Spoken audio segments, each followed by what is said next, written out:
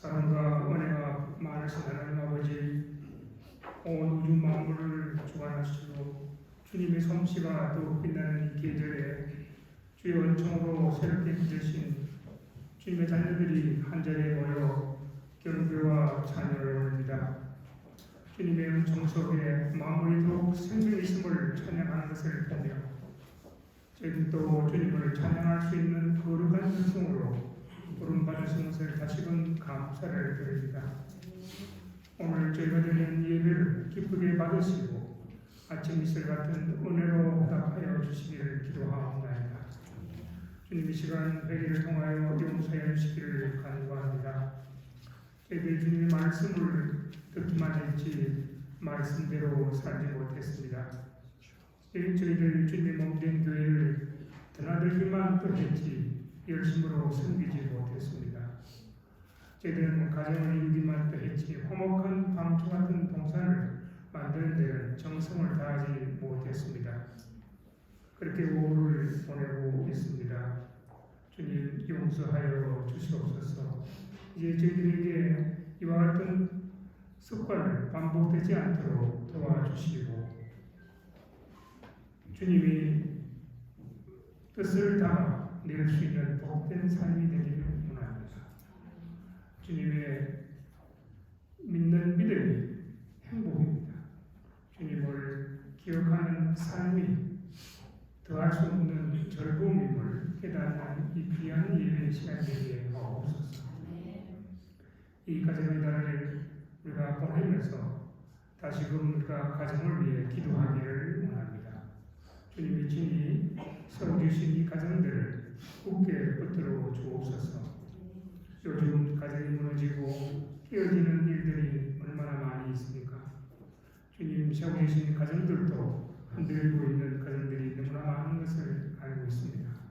말세에는 사탄이 바로 공격을 이 가정을 향해 있다는 것을 우리가 알게 하시고 이 사탄의 공격을부터 가정을 지킬 수 있는 길은 예배와 기도밖에 없습니다. 예배와 기도로 시작하는 하루가 되는 가정들이 되게 하시고 받은 은혜에 감사할 줄 아는 가정들이 되게 하옵소서. 주님, 우리가 고난이 온다 하여도 주님의 사랑을 의심치 않게 하시고 고통에 거할지라도 그 고통 자리에서 주님이 함께 계심을 믿고 감사하며 찬양하는 저희들 되게 하옵소서. 언제나 가정마다 향하신 주님의 그 기쁘신 뜻을 특별한 믿음으로 계속해 하옵소서. 잘 되는 것도 주님의 축복이지만 안 되는 것도 주님의 사랑의 꿈을 깨달았고 행위나 불평과 원망으로 천국같이 가꾸어가는 가정을 소홀하지 않도록 인도해 주시기를 기도하옵나이다. 주님의 세우신 몸된 교회도 우리 교회가 가정과 사회가 앓고 있는 이 아픔을 우리가 잘 알게 하셔서 외면치 않게 하시고 저희들이 거하는 이 한인 사회에서나 저희들이 이 땅에서 이 민족들에게도 가정을 향하여 소돔과 고모라를 놓고 주님의 찾았던 그 아브라함의 심정으로 우리가 소망을 이루어가는 이 가정과 사회를 두고 더욱 마음을 다하여 기도와 있게 하셔서 정말 온몸으로 깨닫는 사랑을 나누시는 실천있는 기회 되기를 기도하옵나이다. 하나님 아버지, 우리 조국 대한민국이 새로운 정부가 시작되었습니다. 어려운 시기입니다. 우리가 기대치를 높이지 않게 하시고 대통령과 의정들에게 하나님이 친히 간섭하여 주셔서 우리가 저들이 잘 지내 정치를 지해 나갈 수 있도록 우리가 기도로 응원하는 제가 되기를 원합니다. 지혜와 능력을 들여 주셔서 여러 가지의 그 의리는 나라를 화합하는 나라를 만들어갈 수 있는 데에 다양한 어떤 방법들이 있지만 무엇보다도 이 모든 것이 국민을 위하게 하시고 자유민주주의의 그 바탕 위에서 정의로운 사회가 이루어질 수 있는 나라 되도록 기도드려옵나이다. 이 시간 아직도 끝나지 않는 러시아의 침공에 의해서 정말 처참하게 파괴되고 있는 울죽임을 당하고 있는 우크라이나를 위해 불쌍히 여겨주시기를 기도합니다. 법적으로 또 평범과 두려움 속에 있는 저들 국민들을 주님 구원살펴 주시기를 소원합니다. 하나님 저들의 생명을 보호하여 주시기를 원합니다. 이 모든 것을 주관하시는 하나님께서 능력으로 이 전쟁을 속히 끝날 수 있는 기회가 될 수 있도록 인도해 주시옵기를 간절히 기도하옵나이다. 오늘도 귀한 말씀을 들고 다니시는 목사님을 기억하시고 생명의 말씀을 증기에 붙들게 도와주시고 성령이 충만한 시간 되게 하옵시기를 기도합니다. 우리가 말씀으로 받을 때 우리의 심령이 감동 있게 하시고 그 말씀 속을 우리가 세상 속에서 삶 속에 나타날 수 있는 우리 천한 성기가 될 수 있도록 인도해 주시기를 기도하옵나이다. 그러니 금주에는 저희들 교회에 여러 가지 행사와 활동들이 있습니다. 금요 우리 에르세 기도회도 우리가 많은 참여 있게 하셔서 다음 저희들을 위한 기도의 열심을 다할 수 있도록 인도하여 주시기를 기도합니다. 또 우리 저희가 준비하는 작은 음악 기회에도 하나님의 우리의 성도들이 열심 있는 성원이 있기를 기도합니다. 또 다음 주에 있을 우리 중고등부 이수련을 위해서 준비하는 여러 가지 프로그램과 사회가 준비하는 여러 가지 기관 돕기와 또 교회 돕기의 프로그램에도 우리가 더 열심으로 참여해서 주의 사랑을 실천하는 좋은 공동체가 될 수 있도록 인도해 주시기를 기도하옵나이다. 오늘도 주의를 위하여 이들을 위하여 수행할 섬길 때를 기억하여 주시옵소서. 사사나 찬양의 찬양을 기뻐 받아주시고 우리가 우리의 시간 되게 하옵소서.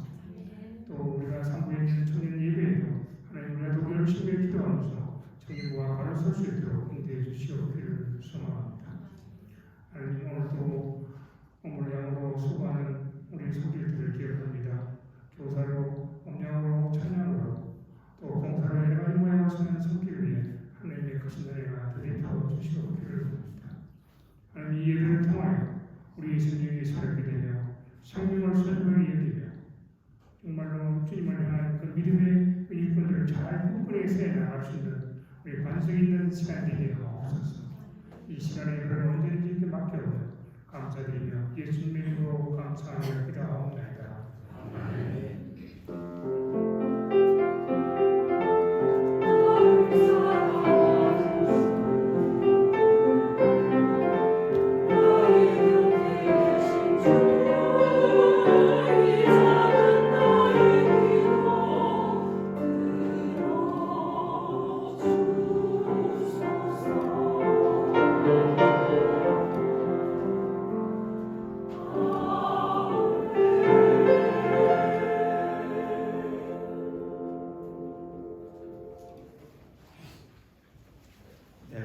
오랜만에 정전 상태가 일어나가지고 그 소리가 잘 들리나에 대해서 좀 끊기면은 거리가 좀 멀어서 정전이 예전에 자주 있었는데 최근에는 없어서 오랜만에 정전에 대해서 이렇게 좀 어려운 가운데 예배를 드리고 있습니다. 여러분 예배일 때 우리가 귀를 훨씬 더 열고 그리고 하나님께서 더 많은 은혜를 주시길 간절히 바라는 마음으로 이렇게 말씀 듣고 찬양을 나갔으면 좋겠습니다. 성경 공독 하도록 하겠습니다. 빌립보서 3장 10절에서 16절 말씀입니다. 빌립보서 3장 10절에서 16절 말씀인데요.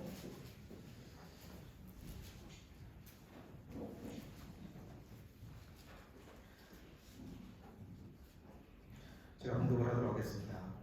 내가 그리스도와 그의 부활의 권능과 그 고난에 참여함을 알고자 하여 그의 죽으심을 본받아 어떻게 해서든지 죽은 자 가운데서 부활에 이르려 하노니 내가 이미 얻었다 함도 아니요 온전히 이루었다 함도 아니라 오직 내가 그리스도 예수께 잡힌 바 된 그것을 잡으려고 달려가노라. 형제들아 나는 아직 내가 잡은 줄로 여기지 아니하고 오직 한 일 즉 뒤에 있는 것을 잊어버리고 앞에 있는 것을 잡으려고 편대를 향하여 그리스도 예수 안에서 하나님이 위에서 부르신 부름의 상을 위하여 달려가노라. 그러므로 누구든지 우리 온전히 이룬 자들은 이렇게 생각할지니 만일 어떤 일에 너희가 달리 생각하면 하나님이 이것도 너희에게 나타내시리라. 오직 우리가 어디까지 이르렀든지 그대로 행할 것이라. 아멘. 우리 시간에 호산나 찬양대에 나오셔서 우리 하나님께 찬양 영광을 드리겠습니다.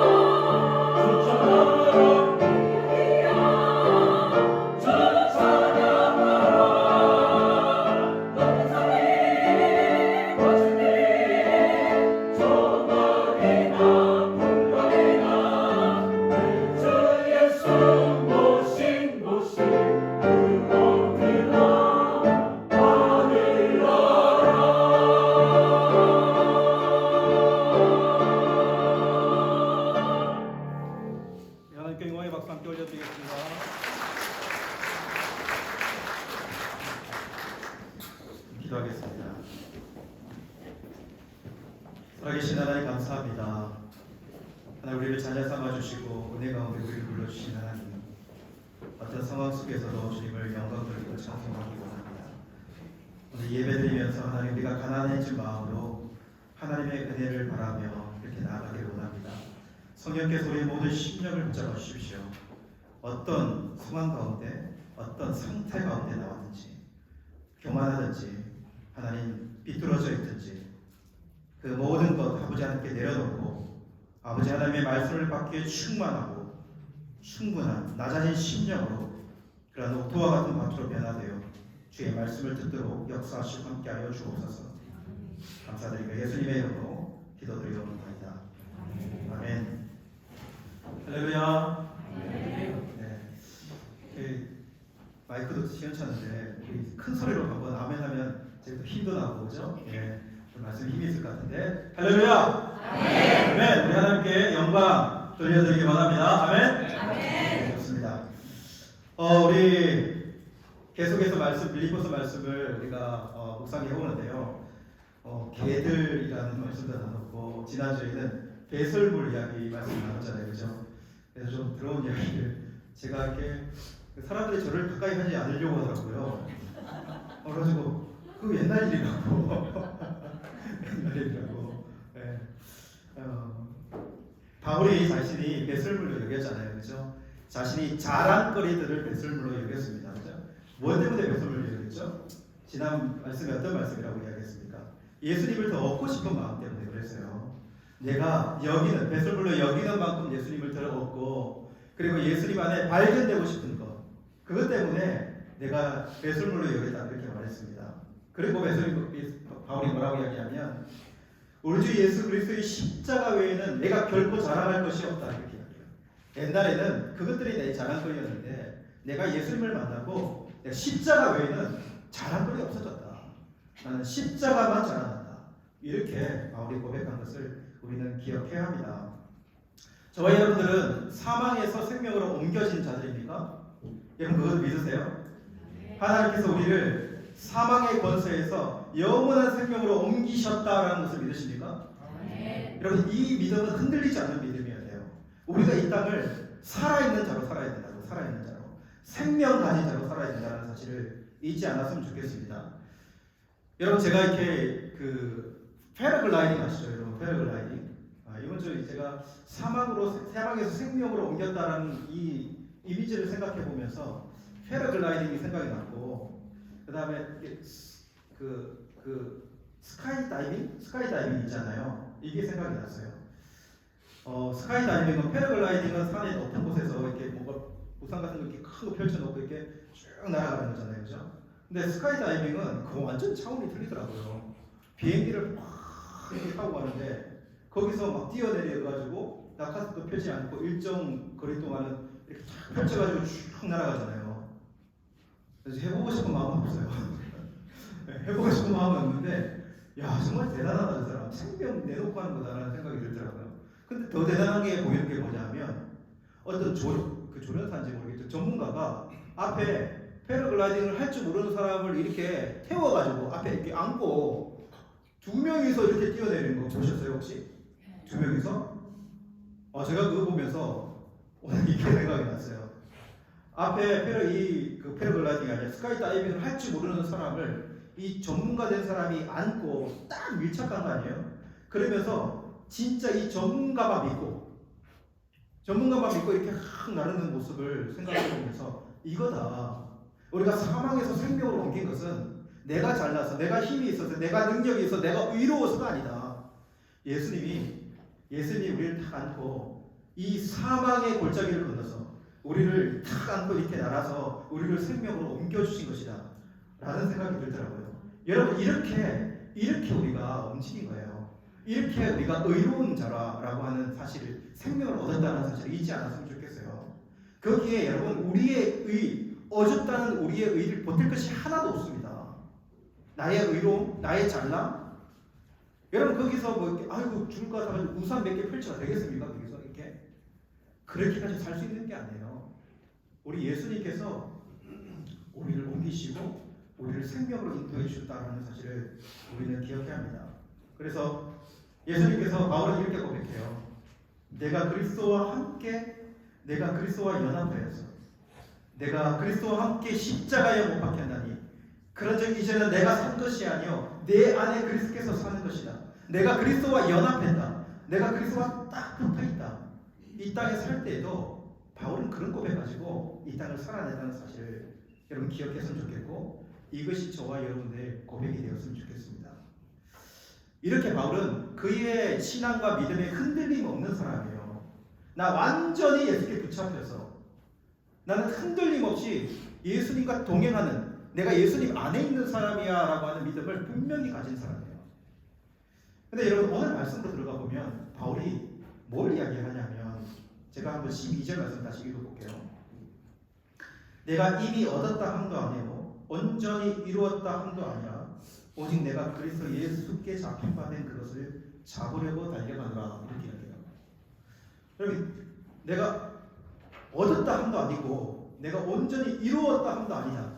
내가 예수께 잡힌 바 된 그것을 잡으려고 달려간다. 이렇게 이야기하거든요. 이게 무슨 말일까요? 이게 무슨 의미일까? 14절 제가 계속 읽어보겠습니다. 형제들아, 나는 아직 내가 잡은 줄로 여기지 아니하고 오직 한 일, 즉 뒤에 있는 것을 잊어버리고 앞에 있는 것을 잡으려고 편대를 향하여 그리스도 예수 안에서 하나님이 위에서 부르신 부름의 상을 위하여 달려가더라. 이렇게 이야기하거든요. 바울은 나 예수께 잡혔습니다. 나 예수께 완전히 사로잡혔습니다. 그러나 나는 예수를 완전히 잡은 줄로 여기지 않겠습니다. 이렇게 이야기하는 거 아닙니까? 예수님께 잡혔는데 나는 단단히 잡혔지만 나는 잡은 줄로 여기지 않겠다. 이렇게 왜 이렇게 이야기할까요? 바울이 왜 이렇게 이야기할까요? 여러분 이 위에 할례파들 이야기가 나왔습니다. 이 할례파들이 어떤 사람들이었습니까? 자기 의로움에 똘똘 뭉쳐 있는 사람들 아닙니까? 바울이 이들을 진짜 개들이라고 이야기할 정도로 아주 심하게 이야기했습니다.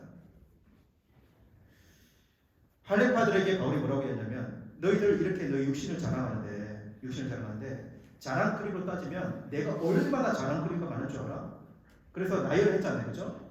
입 다물어 이런 이야기거든요. 입 다물어. 너희들 그거 가지고 너희들 의롭다 생각 이야기하는 그 입을 다물어라 이렇게 이야기하는 것과 마찬가지였어요. 오늘 이 말씀은요 조금 더 완전 정반대의 말씀일 수 있어요. 뭐냐면 이런 말씀이요. 나는 구원을 얻었는데 예수님이 나를 사로잡아서 나는 구원 얻은 자인데 나는 구원 하나님을 붙잡은 자로 여기지 않겠다. 나는 구원을 그 잡은 자로 여기지 않겠다. 나는 예수님께 사로잡혔지만 나는 예수님을 사로잡은 자로 여기지 않겠다. 내가 예수님을 사로잡은 자로 여기지 않고 신앙 가지고 이렇게 살아가는데 너희들이 사로잡은 자로 여겨? 너희들이 사로잡은 자로 여기면서 마음대로 살아? 이야기하고 싶은 거예요. 네. 그러니까 이 빌립보 교회 안에 할례파가 있었던 게 아니에요. 어떤 파가 있었냐면 은혜파가 있었어요. 이 은혜파가 뭐냐면 12절 말씀에 보면 내가 이미 얻었다 함도 아니요 온전히 이루었다 함도 아니라 이렇게 얘기하잖아요. 바울이. 그러니까 내가 이미 얻었다, 내가 온전히 이루었다 라고 확신하게 이야기하면서 지 맘대로 살아가는 사람이 있었다고요. 여러분 한 번 받은 구원은 사라지지 않아. 이렇게 이야기하면서 하나님이 예정하신 사람은 그 구원에 당첨된 사람이야. 예정한 사람들은 내가 마음대로 살아도 하나님이 나를 버리지 않아. 그렇게 이야기하면서 마음대로 살아가는 사람들. 나는 내 신앙의 길을 걸어가면서 어떤 대가도 지불할 필요가 없어. 이미 예수님이 대가를 다 지불했으니까. 이렇게 이야기하면서 살아가는 사람들. 하나님의 은혜에 운운하면서 지 내키는 대로 살아가는 사람들. 이런 사람들이 그 교회에 있었던 거예요. 이건 완전 할례파 반대편에 있는 사람들이에요. 반대편에 있는 사람들. 여러분 충분히 그럴 수 있습니다. 충분히 그럴 수 있어요. 이 사람들이 죄에 대해서 얼마나 관대한지 몰라요. 그들은 이렇게 이야기해요. 나는 거룩합니다. 나는 거룩합니다. 나는 거룩하기 때문에 거룩한 삶을 추구하지 않습니다. 거룩함이 되었으니까, 거룩한 자가 되었으니까 거룩함을 추구하며 살 필요가 없는 거예요. 죄를 너무 강조하지 마시고 죄에서 해방됐는데 무슨 죄입니까? 그런 이야기는 기분 나쁜 이야기니까 그런 이야기 많이 하지 마시고 은혜만 이야기합시다. 은혜만. 이렇게 이야기하는 거예요. 그러면서 정말 막 살아요. 막 사는 거. 여러분 할례파의 가장 치명적인 것이 자기의라고 한다면 자신들이 그 율법의 조항들 만들어 놓고 사람들 다 평가하면서 자기 눈에 있는 별보는 보지 않고 남들의 눈에 있는 티 보면서 막 이거 잘못했잖아 이렇게 이야기하는 자기의 의로움을 내세우는 것이라고 한다면 여러분 이 은혜파들은 뭘까요? 여러분? 뭐가 가장 치명적인 걸까요? 이들은 하나님의 말씀 그 말씀의 기준에 벗어나도 전혀 죄책감을 느끼지 않습니다. 그렇게 살아도 하나님이 다 덮어줄 것이라고 생각하는 것. 여러분 그리스도인들은 자유자예요. 진리가 너희를 자유케 하리라. 그리스도인들은 자유가 되는. 근데 자유를 가진 것이 방종하며 살아간다는 건 아니에요. 자유를 가졌다는 것이 지 마음대로 산다는 것이 아니라는 거예요. 진리 안에서의 자유는 참된 진리의 길을 걸어가며 진리가 주는 자유를 의미하는 것입니다. 그래서 이들의 가장 큰 위험은 세속주의입니다. 반드시 세속주의를 빠지게 될 거예요. 이렇게 신앙을 가지고 살아가는 사람이에요. 계시록에 보면 소아시아 7교회가 나오는데 여러분 소아시아 7교회는 이 세상에 있는 교회들이 가질 수 있는 장점과 단점 모든 것을 다 모아놓은 것 같아요. 그냥 그 테두리를 딱 잘랐어요. 그 7교회의 모습 안에. 칭찬받는 교회들도 있어요. 근데 책망만 받는 교회들도 있거든요. 4대 교회하고 라우디아 교회는 책망만 받았어요. 근데 여러분 라우디아 교회 성경에는 어떻게 기록하고 있냐면 이렇게 이야기합니다. 계시록 3장 17절 말씀에 보면 들어보세요. 내가 말하기를 나는 부자라 부요하여 부족한 것이 없다. 내 곤고한 것과 가련한 것과 가난한 것과 눈먼 것과 벌거벗은 것을 알지 못하는도다. 내가 너를 권하노니 내게서 불로 연단한 금을 사서 부요하게 하고 흰 옷을 사서 입어 벌거벗은 수치를 보이지 않게 하고 안약을 사서 눈에 발라보게 하라. 이렇게 이야기하거든요. 여기서 여러분 한번 봐야 돼요. 이 교회가 스스로를 어떻게 여긴 줄 아세요? 나는 부자다. 나는 부족할 것이 없다. 이 다 하나님의 은혜 때문이에요. 하나님이 우리를 부자로 살게 해주셨다. 그래서 나는 걱정거리가 없다. 부족한 것이 없고 할렐루야 이렇게 이야기하거든요. 예수님이 뭐라고 이야기하는지 아세요? 이렇게 이야기하는 이들에게 너 공고하고 너 가련하고 너 가난하고 너 눈물 없다. 너 벌거벗은 것 알지 못하지. 보이는 것이 단줄 아니냐. 너희들이 그렇게 여기면서 이런 모양으로 살고 있다는 사실을 네가 알고 있느냐. 그러면서 예수님이 뭐라고 이야기하냐면 불로 연단된 금을 사서 금을 사라. 정금 같은 믿음을 주께 사라. 이렇게 이야기해요. 그리고 스스로 깨끗하고 정결하다고 말만 하지 말고 주님의 거룩한 흰옷을 사라. 사서 입어. 이렇게 이야기해요. 그리고 믿음의 길을 가다 보면 뭐 세상에 살다 보면 못 볼 거 처음 보잖아요. 지 마음대로 자기 보고 싶은 거 다 보거든요. 예. 너 눈 멀었어. 너 안약을 사서 발라. 이렇게 이야기해요. 예수님의 이 핵심 말씀 중에 뭐냐면 너 대가를 지불하고 살아가는 거예요. 믿음의 길을 가면서 너 그런 상태에 있는데 네가 다 아무 걱정 없다고 하는데 너 이런 상태야. 왜 이런 상태가 됐냐면 네가 하나도 대가를 지불하지 않았잖아. 신앙의 길을 가는 것이 여러분 대가를 지불하지 않고 가는 길입니까? 여러분 우리가 신앙이 그냥 아무 어려움 없이 걸어가게 된다. 여러분 이 세상에 그런 구조는 없어요. 뭔가 하나를 얻기 위해서는 반드시 하나를 희생해야 되고요. 그리고 포기해야 될 것이 분명히 있어요. 이것이 여러분 신앙의 길은 대가를 지불해 뭔가를 사서 가야 되는 길이라는 사실을 오늘 우리에게 이야기해 주고 있는 거예요. 포기할 것이 있고 힘을 들여야 할 것이 있고 절제할 것이 있고 싸워야 할 것이 분명히 있습니다. 분명히 있다.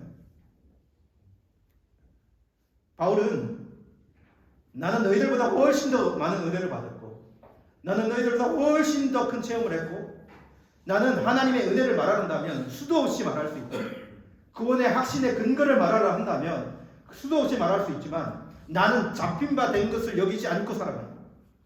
나 잡혔다고 생각하지 않아. 잡았다고 생각하지 않고 그렇게 여기며 난 살아가고 있어. 바울이 말하고 싶은 마음은 뭘까요?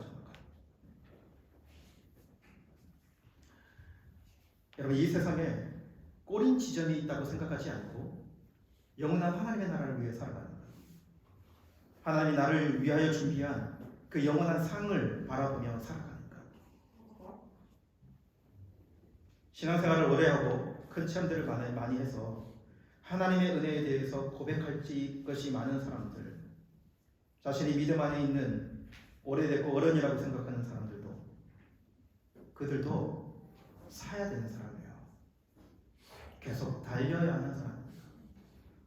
누구도 멈춰서서 안도하고 내가 이만큼 달려왔으니 됐다라고 이야기할 수 있는 사람은 없어요. 우리가 어느 수준의 단계에 있든지 간에 서로를 바라보며 네가 낫니 내가 낫니 나 내보다 조금 더 낫고 너 조금 더 잘하고 과거에 내가 이랬고 과거에 내가 이렇게 많은 것을 가졌었고 이런 많은 체험들을 했었고 여러분 오늘 말씀 보면 뒤로 돌아보지 말고 모두가 각자가 표대를 향해 달리는 사람이 되는 법이에요. 이것을 여러분 명확하게 기억했으면 좋겠습니다. 오늘 바울이 빌립보 교인들에게 양면성이 다 있는 거거든요. 한쪽 측면에 치우쳐 있는 이 사람들에게 오늘 이렇게 이야기하는 이 맥심 메시지 우리에게도 동일하게 주시는 말씀이에요. 그리고 이 말씀을 이렇게 정리해보고 저는 오늘 이 말씀 속에 두 가지를 고민하고 이렇게 말씀 속으로 나아가려고 하는데요. 먼저는 예수님께 잡힌 너일지라도 너희가 예수님께 딱 잡혔잖아요. 우리가 예수님께 잡힌 사람이에요. 우리가 예수님을 잡았습니까? 먼저 우리가 예수님이 우리를 잡아주셨잖아요. 너희가 예수님께 잡힌 너일지라도 잡힌 줄로 여기지 말고 달려라는 거예요. 이 말씀의 의미를 생각했으면 좋겠습니다. 잡힌 줄로 여기지 말고. 여러분 잡힌 줄로 여기지 말고라고 바울이 이야기하니까 여러분 이 말을 딱 들으면 여러분들은 이 말이 어떤 의미같이 들립니까? 어떤 말같이 들리나요? 잡힌 줄로 여기지 마. 잡힌 줄로 여기지 마. 이렇게 이야기하는 이게 어떤 의미같이 들리나요? 저는 이렇게 생각이 들더라고요. 긴장을 풀지 말고 이렇게 들렸어요. 긴장을 풀지 말고. 여러분 뭔가를 이루었다. 뭔가를 획득했다. 뭔가를 가졌다. 뭔가를 성취했다. 라는 딱 생각이 들 때 긴장이 풀리고 여지 없이 나태해집니다. 이게 다 그렇게 가게 돼 있어요. 여지 없이 나태해져요. 느슨해지고 그리고 심하면 범죄로 연결이 돼요. 여러분들도 입시를 다 해보실 텐데 고3 시절 다 거쳤잖아요. 저도 고3 때 생각이 나더라고요. 제가 고3 때 퀴즈 정말 많이 했거든요. 하나님 시험만 잘 치면 되냐? 하나님 시험만 잘 치면은 제가 그냥 달리겠습니다. 제가 그냥 하나님 제가 그 대학만 들어가면 제가 그냥 그 대학 모든 시간을 그냥 선교하는 마음으로 살겠습니다. 그렇게 정말 그렇게 많이 했던 것 같아요. 근데 사람이 얼마나 변덕이 심한지 몰라요. 얼마나 변덕이 심한지 몰라요. 여러분 어떤 회사에 들어갈 때 뭔가 되면은 내가 뭐 다 할 것 같이 뭐 다 해주겠다. 여러분 그렇게 되면 제일 먼저 그렇게 자기가 원하는 게 딱 성취가 되면 제일 먼저 나타나는 게 느슨해지는 거예요. 긴장이 딱 풀려요. 말은 안 한 건 아니지만 말은 했지만 딱 그것이 풀려요. 그래서 고3 애들 시험 다 치고 나면 그렇게 놀고 싶은 거예요. 교회 다니는 애들 뭐 다 상관 그렇게 놀고 아내들은 해보고 싶고 막. 여러분 우리가 착각하고 있는 게 뭐냐면 신앙이 우리가 이렇게 신앙생활하는 이 길이요 평지라고 생각하는 거. 여러분 우리가 믿음 가지고 살아가는 이 세상의 길이요 절대 평지가 아닙니다. 경사면이에요. 아주 가파른 경사면이라고 생각하시면 돼요. 경사면이라고 한다면 여러분 뭔가가 딱 올려져서 긴장이 딱 풀리고 힘이 딱 놓아지면 평지 같으면요 놓아진 그대로 딱 그만이 있어야 돼요. 그죠? 평지면 오르막길에 이 차가 그대로 그냥 딱 세워놓으면 중립에 딱 놓으면 그냥 그대로 서 있는 거예요. 경사면은요 사이드 브레이크 딱 잡아야 되잖아요. 그죠? 경사면은 사이드 브레이크 딱 풀리면요 바로 사고 나는 거예요. 여러분 이 세상 우리가 신앙의 길을 걸어가는 이 세상이 어떤 세상이 어떤 길인지를 분명히 알아야 돼요. 정말 우리가 착각할 때가 너무나 많이 있어요. 그래서 여러분 이 착각 속에 사람들이 믿지 않는 사람들도 마찬가지예요. 그러니까 때로는 이렇게 매스컴에 이렇게 딱 보면 야 저 사람이 저렇게 행동, 저 사람이 뭐 부족할 게 있다고 조일로 매스컴에 나오지? 야 저 사람도 저렇게 돼? 이런 경우가 참 많이 있거든요. 정말 열심히 살았고 정말 열심히 달려왔고 그리고 자기 꿈을 위해서 정말 애를 썼고 그렇게 해서 꿈을 이루었는데 그렇게 해서 회사의 오너가 되었고 어떤 성공한 정치인이 되었고 모 교회 모 대학의 교수님이 되었고 한 나라의 대통령까지 되었는데 그 사람들이 왜 스캔들에 휘말립니까? 자기가 뭐 부족한 것이 있어서 스캔들에 휘말립니까? 왜 TV에서 그런 기사들이 나와야 되고 극단적인 선택을 해야 하고 그런 일이 나와요. 여러분 자신이 생각한 것을 이루고 나면 더 이상 달려갈 곳이 없으면 더 이상 꿈을 이루어야 될 목적이 사라지면 긴장이 풀리고 그리고 내려막길에 자기를 내려놓는 것 같은 거예요. 자녀 안에 숨겨진 많은 욕구들 그 욕구들에 자기를 내맡길 때 여러분 추락하는 것은 시간 문제예요. 그래서 여러분 가장 편할 그때에 가장 만족스러울 그때가 가장 위험할 때일 수 있다. 가장 위험할 때일 수 있다. 라는 사실을 기억해야 돼요. 신앙도 마찬가지입니다. 그냥 세상에 살아가는 사람도 이런 원리 속에 있고 신앙인들도 마찬가지예요. 계속 다윗을 끌어올 수밖에 없는데 여러분 다윗 보세요. 다윗에게 당신에게 가장 신앙 상태 하나님과의 이 신앙 상태가 가장 좋았던 때가 언제입니까? 라고 물어보면 언제라고 얘기할까요? 분명히 이야기해요. 내가 사울에게 쫓기는 때라고 얘기합니다. 왜 사울에게 쫓기던 때가 가장 신앙 상태가 좋은 때라고 이야기할 수 있을까요? 그때 하나님만 바라봤거든요. 그때 하나님께 딱 붙어 있었거든요. 하나님, 내가 오늘 죽을지 내일 죽을지 모르지만 하나님 나를 지켜주시고 보호해 주십시오 라고 그렇게 여기면서 하나님을 바라보면서 하루하루를 살아내는 그때에는 긴장이 풀릴 이유가 없어요. 그렇지 않겠습니까? 자기를 놓을 수 있는 그런 상황이 못 돼요. 그러니까 하루하루를 하나님 앞에서 그렇게 미끄러지지 않고 하나님 붙들고 살아가려고 애썼던 그때, 다윗에게 당신이 언제 신앙의 인생에 있어서 내리막길을 걷고 꼬르박은 시대입니까? 이렇게 이야기하면 뭐라고 이야기할까요?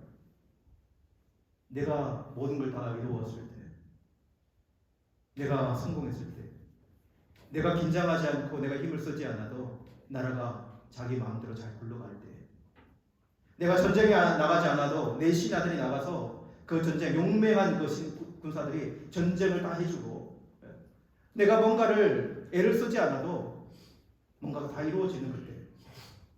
그래서 여러분, 내가 그 왕궁에서 그 바세바를 보면 그때가 내 가장 내리막에 있었는데, 이렇게 이야기하면 그때 가장 편한 때였거든요. 그때가 가장 다윗이 성공한 때였습니다. 여러분, 이 세상에 살 동안 신앙인들이 기억해야 되는 것은 뭐냐면, 내가 잡았다고 생각할 그때 넘어진다는 사실이에요. 내가 잡았다라고 생각하며 긴장을 낮출 때. 그래서 고린도전서 10장 12절 말씀에 보면, 그런즉 선줄로 생각하는 자는 넘어질 것 조심하라. 선줄로 생각하는 자 넘어질 것 조심해라. 이 말씀이 괜히 있는 게 아니에요. 그래서 영적인 긴장감이 필요해요. 우리가 하나님의 나라에 가기까지 이 긴장감을 놓칠 수가 없어요. 이 긴장감에서 조금 더 적극적인 말을 더한다면 이 두 문장을 여러분 한번 잘 들어보세요. 변화되지 않으면 변질된다. 흐르지 않으면 고이고 고이면 썩는다. 여러분, 이거 여러분들 이해가 되십니까? 받아들일 수 있어요?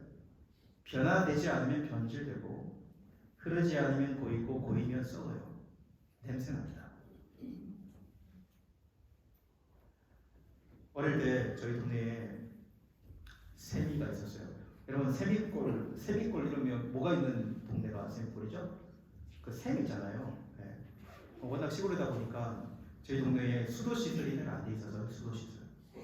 그러니까 동네에서 사람들이 가장 많이 모이는 곳, 가장 많이 와서 뭔가를 하는 곳이 이 샘이 있는 곳, 그곳이었어요. 거기서 아주바들이 와가지고 빨래도 하고 막 그래가지고 막 뭘 팡팡 치면서 얼마나 뭐 궁시렁궁시렁 하시는지 뭘 하시는지 모르겠어요. 아줌마들끼리 웃어가면서 하세요. 제가 이렇게 항상 이렇게 좋은 기억 중에 하나가 뭐냐면, 저희 아버지가 똥장국만 친 게 아니라 그 물장구 있잖아요. 그것도 참 많이 치셨거든요. 그러면 제 아버지가 한번 갔다 오시면 그냥 집에 있는 이 물 채우게 되는 공간이 가득 차거든요. 아버지가 물질로 세미까지 이렇게 가시면은 저는 뒤에 주전자 들고, 좀 못해는 아니지만, 많은 못해는 아니지만 주전자 들고 아버지 쫄래쫄래 따라가가지고 그 초등학교 2학 때인 것 같아요. 그때 그것을 이렇게 퍼오던 기억이 나요. 내가 너무 신기한 거예요. 그 샘만 보면 너무 신기한 거예요. 아니, 그렇게 퍼날라도 물이 또 차 있어. 내가 그 어릴 때 뭘 모르잖아요. 그러니까 진짜 신기하다. 야, 진짜 샘이 가장 부자다, 이렇게 생각했어요. 예. 한꺼번에 사람이 좀 많이 물리면 그 높이가 쭉 내려가는데, 근데 또 갔다 오면 또 올라와 있어요, 이렇게. 그래서 초등학교 시절에 막 사람들이 샘 중심으로 해가지고 물 길어 나르고 이렇게 하다가 점점 수도 개량 사업들이 이제 이루어지기 시작했어요. 예. 수도도 생기고, 그리고 수도 안 되는 집은 지하수도 파주고, 지하수 파가지고 수도도 만들어주고 이렇게 했다고요. 그리고 내가 초등학교 지나고 중학교 때 이제 다른 곳에 가가지고 공부하고 한 번씩 할머니 집에 내려오면, 그곳을 지날 기회가 있어서 가보면, 저는 옛날 인상 가지고 깨끗하고 사람들이 많이 왔다 갔다 했던 그곳을 생각하면 갔는데, 그럼 어떻게 되는지 아세요? 진짜 알아보지 못할 정도로 풀이 얼마나 막 쌓여 있는지. 제가 지금 그 귀하게 봤던 그 샘 안을 tek 봤더니 이끼가 그냥, 야, 난 더러워서 이제 못 먹겠더라고요. 예. 이끼가 다 끼어가지고 이렇게 있는 모습을 보게 됐어요. 이게 그런 생각이 들더라고요. 야, 이게 사용되지 않으면, 계속 변화되지 않으면 변질되거나 썩을 수 있겠구나. 계속 뭔가 우리 안에 긴장감을 가지고 뭔가 이루어 나가지 않으면 우리도 뒤처지거나 썩을 수 있는 겁니다. 몇 번 이야기 드린 적이 있는데, 어제 제가 그 이스라엘 전도 지도를 좀 꺼내가지고 봐야 될 일이 있어가지고 꺼내봤어요. 그래서 또 그 생각이 들더라고요. 제가 이게 이스라엘 그 땅에서 가장 좋아하는 부분이 그 쫙 꼭대기 북쪽에 보면 헬몬산이라고 있어요. 성경에 헬몬산 있을 이렇게 나오잖아요. 헬몬산이 있고 그 헬몬산을 쭉 내려오면 요단강이 갈릴리 호수가 있고요. 갈릴리 호수를 쭉 내려오면 밑에 사해가 있어요. 이게 딱 한 줄이에요. 쭉 이렇게 한 줄로 되어 있어요. 여러분 갈릴리 호수하고 이 사해 호수가 뭐 사해도 호수죠. 사해 호수의 차이점이 뭔지 아세요? 차이점. 이 갈릴리 호수는 위에서는 헬몬산은 거의 만년설이라고 이야기할 정도로 눈이 많이 쌓여 있어요. 높은 곳이니까. 거기서 눈이 계속 녹아서 물이 갈릴리 호수로 계속 스며 들어와요. 그래서 갈릴리 북쪽에서 그 요단강 줄기니까 쭉 올라가면 거기는 항상 콸콸 거리는 소리가 난다고요. 물이 줄기 얼마 센지 몰라요. 거기서 리프팅도 할 정도로 물이 세요. 막 이렇게 흘러서 갈릴리 호수를 채워요. 근데 갈릴리 호수는 이렇게 채워만 가는 게 아니에요. 그 물을 항상 밑에도 흘려준다고요. 그러니까 우리가 생각하는 요단강은 하부 요단강인데 그 요단강으로 갈릴리 호수에서 물이 쭉 내려간다고요. 그러면 쭉 내려가서 그 끝에 뭐가 있냐면 사해 바다가 있는 거예요. 갈릴리 호수와 사해 바다의 차이점이 뭐냐면 갈릴리 호수는 받은 물을 다시 내보내주지만 사해는 내보내주지 않습니다. 사해는 받기만 하는 거예요. 받기만 하는. 그래서 갈릴리 호수는 살아있는 호수라고 한다면 사해 호수는 죽은 바다예요. 죽은 바다. 이렇게 여러분 흘려보내지 않으면 고이고요. 고이면 썩어버립니다. 죽어버려요. 갈릴리 호수는 아직 고기가 살지만 이 갈릴리는 오래 고기가 살지만 사해바다는 고기가 살 수가 없어요. 우리 신앙도 마찬가지입니다. 멈추면 안주하면 잡은 줄로 여길 때 감사가 사라지고 변화의 동력을 잃어버릴 때 신앙은 변질되고 썩어질 수 있다. 은혜 받은 사람. 바울은 이 이야기 하고 싶은 거예요. 그래서 긴장감을 놓치고 싶지 않은 거예요. 그래서 오늘 12절 말씀에 보면 내가 이미 얻었다 함도 아니요 온전히 이루었다 함도 아니라 오직 내가 그리스도 예수께 잡힌 바 된 그것을 잡으려고 달려간다. 이렇게 바울이 고백하는 이유를 우리는 알아야 합니다. 그리고 여러분 이어서 이렇게 내가 얻었다, 잡았다라고 여기지 않는 것도 참 중요하지만 이어서 오늘 바울이 어떤 또 교훈을 주냐면 잡은 줄로 여기지 말고 달려라 이렇게 얘기해요. 달려라 이렇게 이야기하잖아요. 그죠? 이 교훈도 우리가 분명히 받아야 돼요. 여러분 달려라라고 이야기할 때 우리 13절 말씀에 보면 형제들아 나는 아직 내가 잡은 줄로 여기지 아니하고 오직 한 일 즉 뒤에 있는 것을 잊어버리고 앞에 있는 것을 잡으려고 편대를 향하여 그리스도 예수 안에서 하나님이 위에서 부르신 부름의 상을 위하여 달려가노라 이렇게 이야기하거든요. 달려라 이야기하면서 어떻게 달려야 하는지 두 가지를 딱 이야기해요. 첫 번째 뭐냐면 달려라 이야기하면서 뒤에 것을 잊어버리고 이렇게 이야기하거든요. 여러분 뒤에 것을 잊어버린다는 게 아니에요. 달릴 때 그냥 달리면 무작정 달리는 게 아니라 뒤에 것을 잊어버리고 달리는 거야. 이렇게 이야기를 해요. 뒤에 것은 이미 과거가 된 것들을 뒤에 것이라고 이야기하는 거 아닙니까? 이미 과거가 된 것.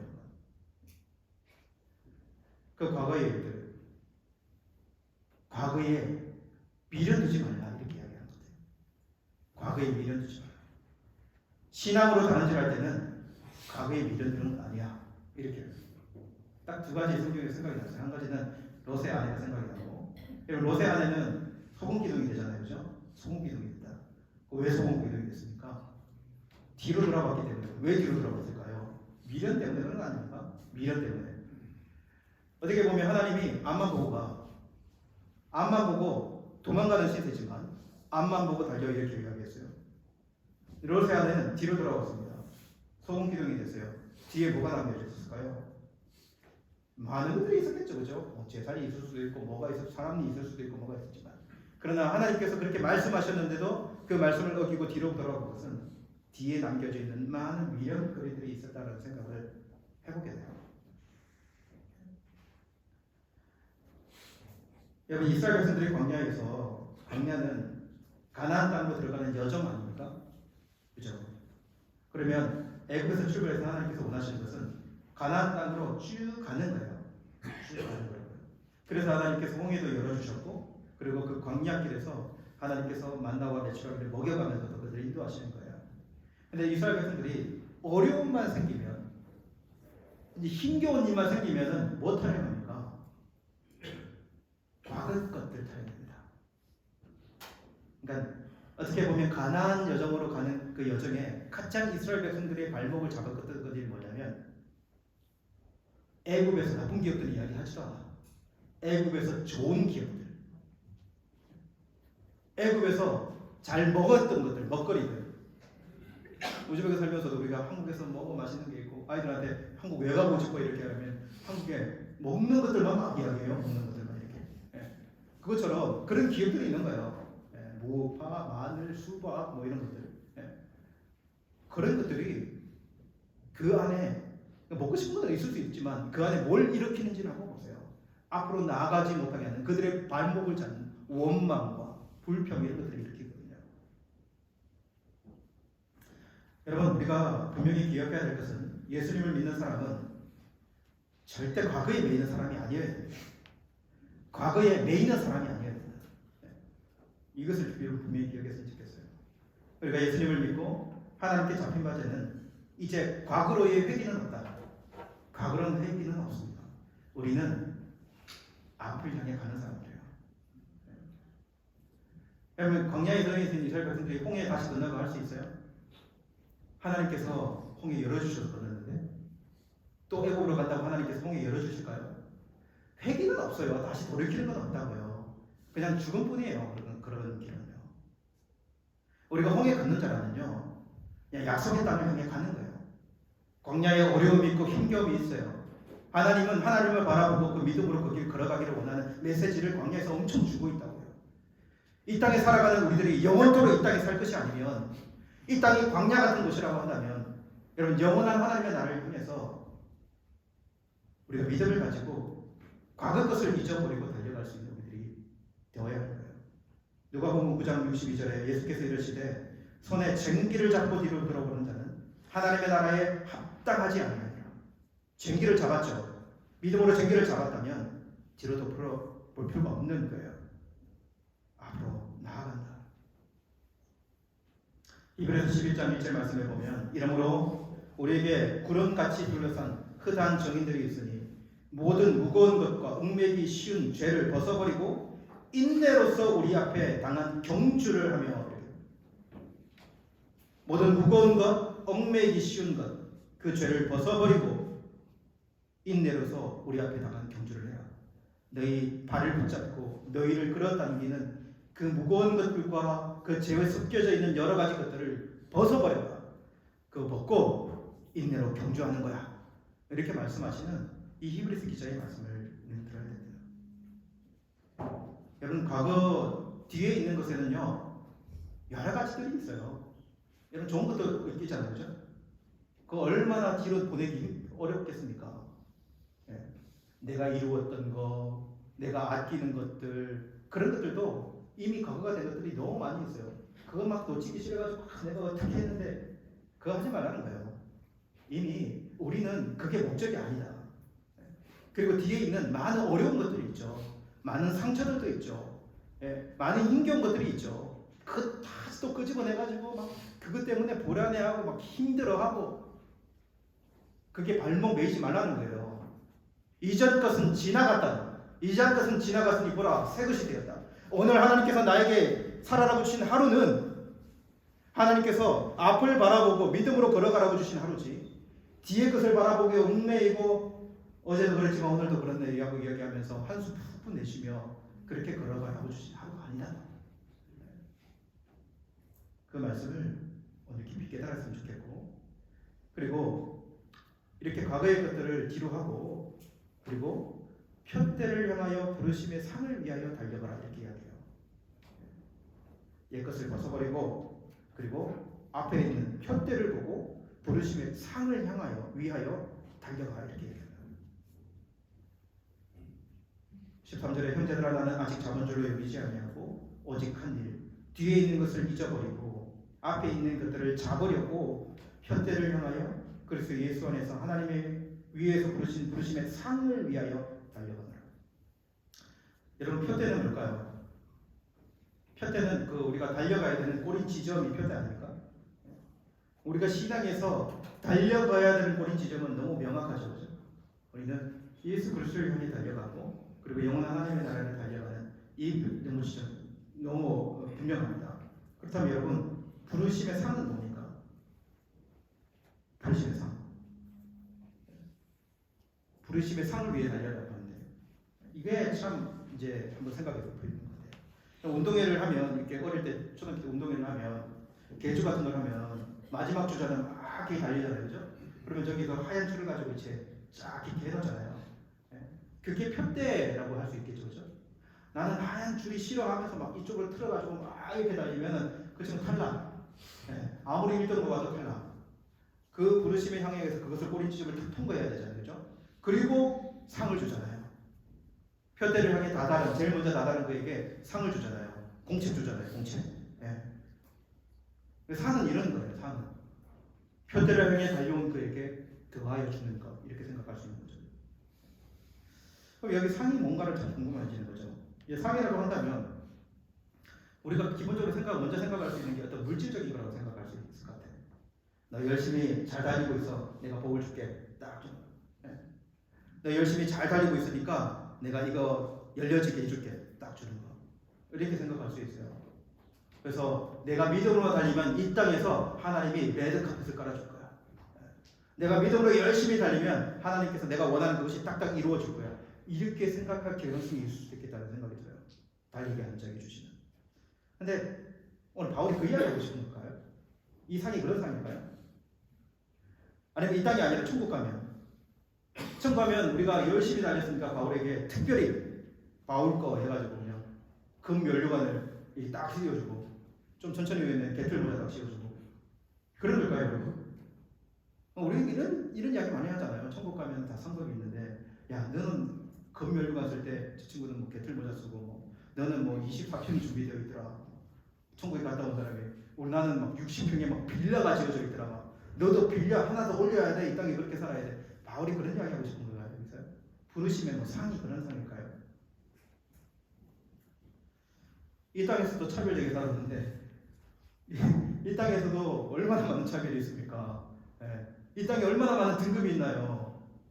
공평하게 시작하지도 않았는데 불공평하게 시작했는데 나눠진 등급이 얼마나 많나요? 얼마나 이 세상이 오합지졸입니까? 그런 세상 살았는데 천국에 가서도 등급 나눠져가지고 출발이 틀렸는데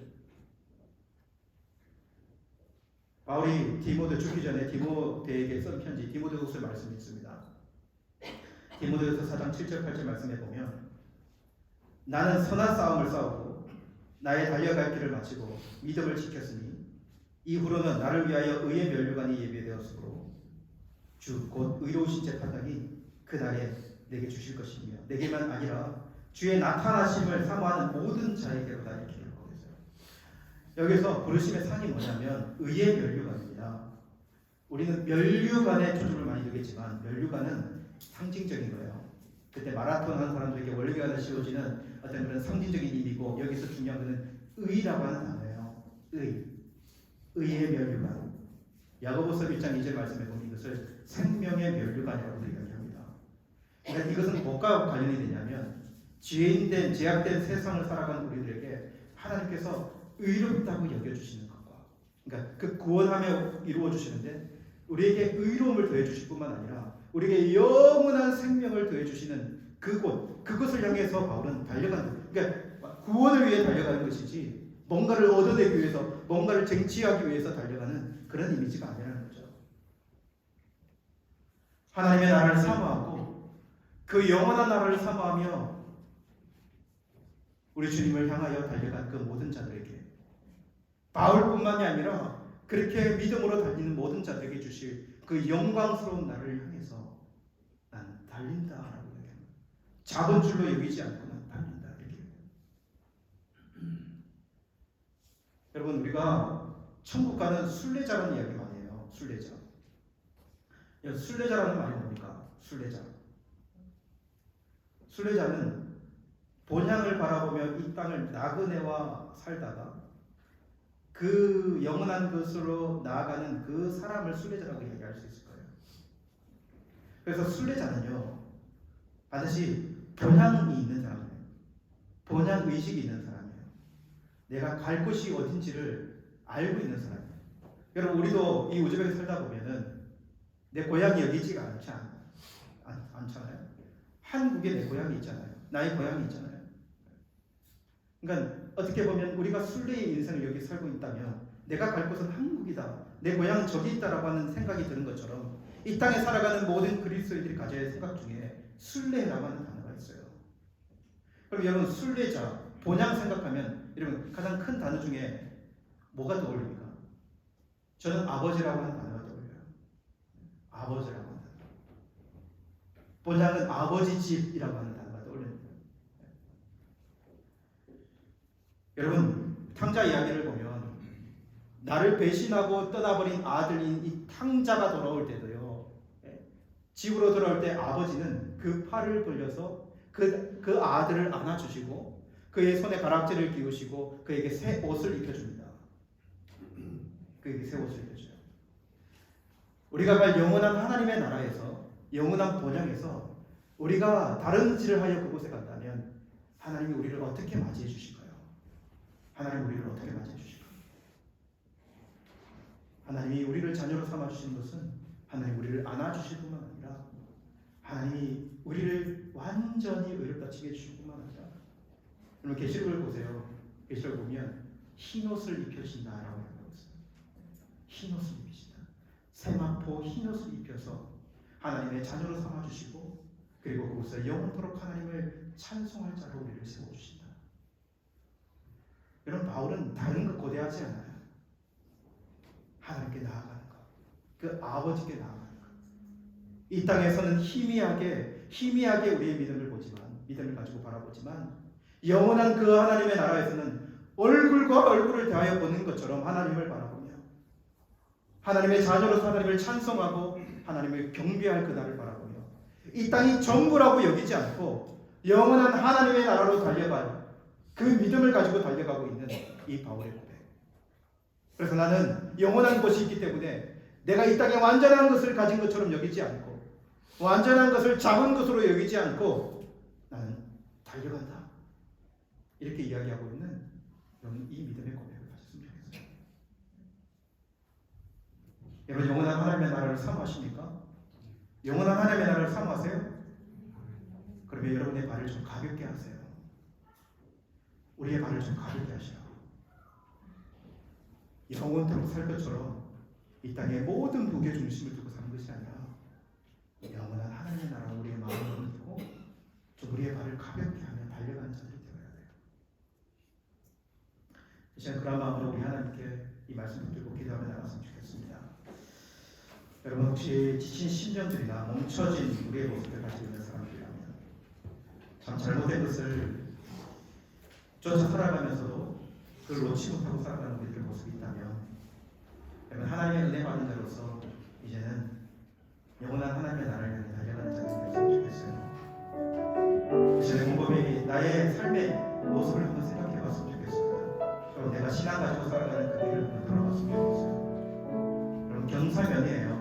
때로는 욱끓일 수가 있고 대가를 지불해야 될 수도 있고 때로는 싸워야 될 수도 있고요. 그러나 영원한 하나님의 나라에 가기 위해서 우리가 그런 비용 정도 지불해야 된다면 여러분, 그것을 지불하고 우리가 함께 나가야 하는 것입니다.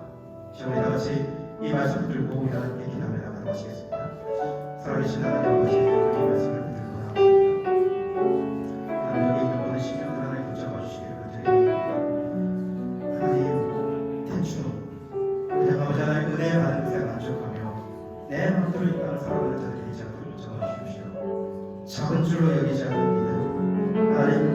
때를 향하여서 부르심의 산을 향하여서 달려가는 이 바울의 그 믿음을 우리도 가지고 영원한 하나님의 나라를 소망하며 살아갈 수 있도록 인도하시고 주시옵소서.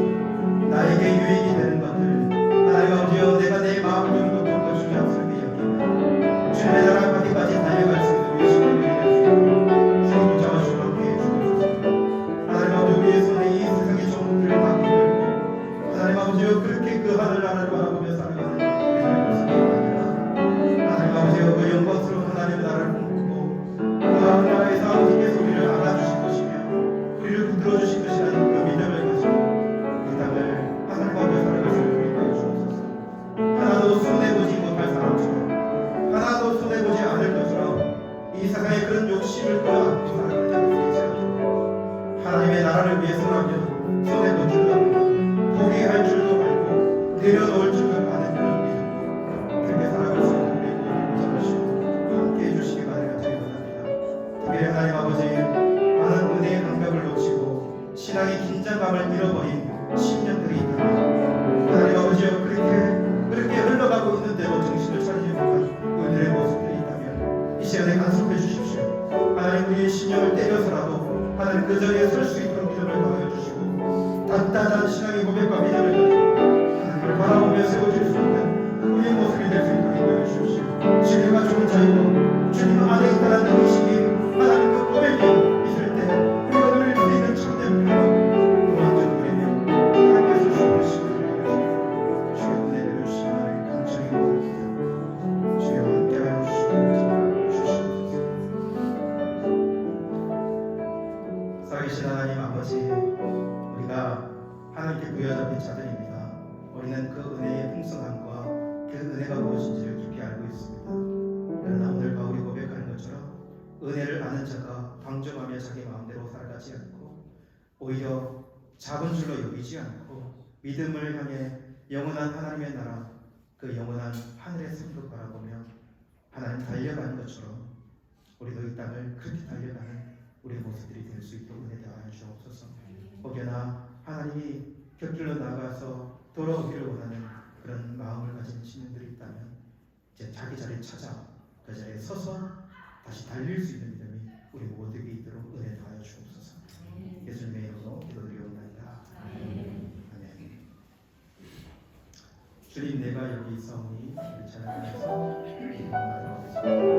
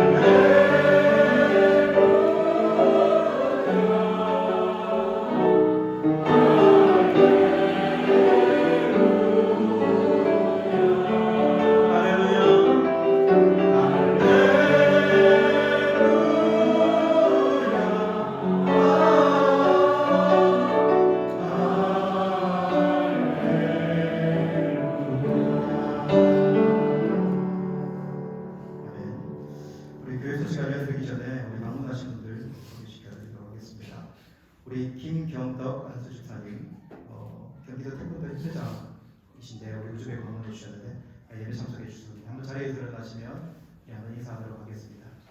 한번 자리에서 한번 일어나 주실래요? 네, 박수하도록 하겠습니다. 우리 김영복 집사님 3개월 정도 출장 오셨는데 한번 자리에 일어나시면 얼굴 확인하고 축복하도록 하겠습니다. 이렇게 계십니다. 우리 이동욱 우리 안수집사님, 러시아 우파에 거주하시면서 우즈베 방문해 주시고 우리 참석해 주셨는데 자리 한번 일어나실까요? 예, 저리에 계십니다. 우리 그리고 우리 김태연, 김영열을 성도님 계십니까? 우리 한번 자리에 일어나시면 이 두 분 한꺼번에 환영하도록 하겠습니다. 예, 저리에 계십니다. 이어서 교회 소식 알려드리겠습니다. 우리 좀 소식이 많은데 자세히 함께 잘 들어주시기 바랍니다. 여러분 우리 5월 27일 금요일 날 9시 30분에 베스타 천안 집회 이번 주 금요일입니다. 돌아온 주에 천안 집회가 있습니다. 이번 주에는 교육부 연합에서 천안 집회를 하는데 우리 유초등부 아이들도 나오고 중고등부 아이들도 참여하고 특별히 이제 교육부서를 좀 두고 기도하면서 이번 베스를 준비했습니다. 여러분들이 함께 동참할 수 있는 길은 함께 나와서 같이 찬양해 주는 거예요. 그리고 함께 기도해 주는 것이고 함께 마음을 모아주는 것입니다. 그래서 누가 하겠지라기보다는 내가 한다 이런 생각을 가지고 모두 나오셔서 정말 함께 찬양하고 이렇게 기도하고 경배했으면 좋겠어요. 6월달에 중고등부 수련회가 있는데 그런 마음으로 같이 하시면서 이렇게 나갔으면 좋겠습니다. 여러분 그 정교회 대상으로 5월 28일 토요일 날 여전도에서 작은 음악회를 준비합니다. 우리 본당에서 하게 될 거고 여전도에서 처음으로 준비하는데 여러분 나오셔서 함께 동참하는 그런 귀한 시간이 되었으면 좋겠고 또 함께 귀하게 교제하는 시간이 되었으면 좋겠습니다. 중고등부 수련회를 위한 중고등부 1일 차집이 다음 주 주일에 29일 다음 주 주일날 2부 예배 후에 교회 카페에서 있게 됩니다. 아이들이 이렇게 수고하고 또 뭔가를 또 나누고 또 찬양도 하고 이렇게 하면서 수련회를 그냥 가지 않는 것이 참 귀한 일이에요. 우리가 이렇게 헌신해서 하나님께서 채워주시는 것을 가지고 그렇게 수련회를 동참한다는 것은 참 중요한 일입니다. 이런 일을 행할 때 여러분들 많이 격려해 주시고 그리고 물심양면으로 많이 지원해 주시고 그렇게 해서 우리 아이들이 정말 그렇게 애를 써서 수련회를 잘 가서 큰 은혜를 받을 수 있도록 그렇게 힘줘해 주시면 좋겠습니다. 그리고 우리 구제품 모금이 있습니다. 모금이 있는데요. 6월 2일 날 우리 사회보학교육부 주최로 해서 6월 1일 목요일인데요. 사마르칸트에 있는 현지교회 한 교회를 방문해서 그 교회에 좀 이 구제품들 옷이라든지 신발이라든지 이런 거 좀 나눠주고 그리고 그 교회에서 좀 할 수 있는 활동들을 함께 돕는 그런 시간을 가지기로 했습니다. 그래서 구제품을 좀 모아야 되는데 여러분들이 동참해 주셨으면 좋겠습니다. 6월 1일 날 가게 되니까 5월 29일 날까지 다음 주일이죠. 다음 주까지 집에 쓰지 않는 것들 있잖아요. 그래서 옷이라든지 뭐 신발이라든지 상황을 들어보니까 너무 딱하더라고요. 그래서 이런 마음들이 아이들이 전달될 수 있도록 그렇게 좀 했으면 좋겠다는 생각이 듭니다. 박스가 이렇게 놓여지면 그 박스에 담아주시면 그걸 잘 챙겨서 이렇게 내려가서 전달하고 좋은 시간을 가지도록 하겠습니다. 중고등부 수련회가 6월 16일에서 18일 2박 3일 이렇게 파라케트에 있는 로투스라고 하는 장소 지난주에 좀 변경이 됐습니다. 이 장소에서 수련을 하게 될 거예요. 이번에 참석 인원이 70명에서 90명까지 이렇게 많이 참석할 것 같은데 수련회가 잘 준비되어 줄 수 있도록 가서도 정말 성령의 능력과 은혜가 부어질 수 있도록 그렇게 함께 기도하면서 준비되어 수련회가 됐으면 좋겠습니다. 우즈벡에서는 이게 처음 있는 일이거든요. 이거 중고등부 아이들 수련회 하려고 키르키즈까지 버스 타고 가고 그랬었잖아요, 그죠? 근데 이번에 처음으로 교회에서 이렇게 수련회가 준비돼서 진행이 되니까 많이 기도해 주세요. 그 장소는 다른 교회에서도 많이 수련회를 했던 경험이 있는 장소이기 때문에 좀 안전하고 그렇게 해서 그 장소를 개발하게 됐습니다. 여러분 꼭 기도해 주시고 또 관심 가져주시면 좋겠습니다. 드레신 예물을 위해서 기도드리고 축복 기도함으로 예배를 마치겠습니다. 하나님 감사합니다. 주님께 나오며 우리의 진실된 마음을 드리고 또 우리에게 주신 것들에 감사하며 하나님께 그 마음으로 예물 드릴 수 있는 은혜 주셔서 감사합니다. 네, 아버지 하나님 주님께 이것을 드리기를 아낌없고 그리고 감사의 기를 부리지 않는 삶을 살아가는 우리 모두가 되게 도와주십시오. 특별히 이 예물을 드린 개인과 가정과 그 안 모든 사업장 위에 믿음의 축복을 더해 주셔서 믿음이 확장되어지고 완성되어지는 그 놀라운 결과물들을 보도록 하나님 간섭하시고 은혜를 더하여 주옵소서. 지금은 우리 주 예수 그리스도의 은혜와 하나님 아버지의 크신 사랑하심과 성령 하나님의 인도, 위로, 교통, 충만하심이 잡은 줄로 여기지 않고 영원한 하나님의 나라를 소망하며 순례자로서 그 길을 살아가기 원하는 모든 하나님의 자녀들 가운데 지금으로부터 영원토록 함께 있을지어다. 아멘.